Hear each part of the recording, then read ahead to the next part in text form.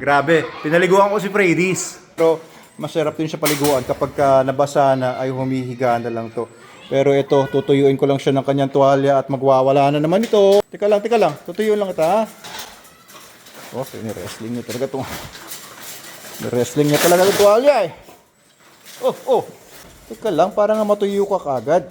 Teka, nagkakagulo tayo. Ay, kulit. Bahala ka na nga. O yan, sige, magtuwalya ka mag-isa. Ito na nga. Ilalim mo lang, may ilalim. Yan. Ilalim. Aray ko na. Agad mo na rin ako eh.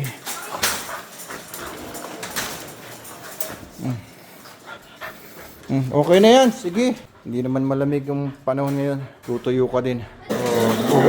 Galit na naman. Kita si Logan. Nasa si Logan? Yun, nandun nga sa labas. Ito, pinanligo ko sa kanya. Siyempre, Super Dog Soap. Ayan, Super Dog Soap na minty cool yan. Oops, ayan. Yan ang box niyan. Super Dog Soap. Papagawa na tayo ng Super Dog Soap. Guys, ito, ang maganda dito sa Super Dog Soap. Pareho rin to nung red. Meron lang tong minty cool crystals para po malamig ang feeling ng aso pag pinapaliguan. Ano, paliguan din kita, Logan. Mababa ba si Logan? Sobra. And ayun na nga rin. Pinaliguan ko si Sol Maboy at saka si Logan Maboy, may lolo.